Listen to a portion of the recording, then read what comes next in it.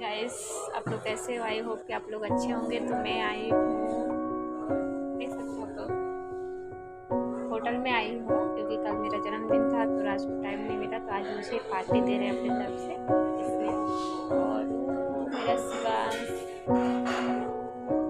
शिवांश उधर घूम रहा है, तो आप लोग देखिए और ब्लॉग में बने रहिए, ठीक है। तो देखिए शिवांश क्या कर रहा है, चॉकलेट खा रहा है भाई। क्या है मॉम? ये देखिए गाइस क्या है, मोमो। मोमो इस शिवांश मॉम पी रहा है। बस बस बस सब लोग का खाना पीना हो गया है। और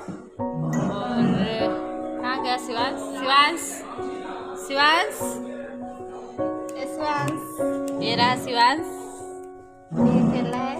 अभी तो हम लोग जाएंगे घर पे। ये देखिए पनीर चावल खा रहे हैं, ये राज, यहाँ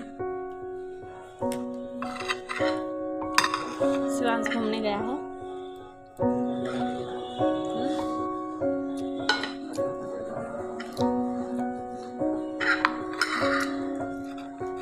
आप लोग को भी खाना है।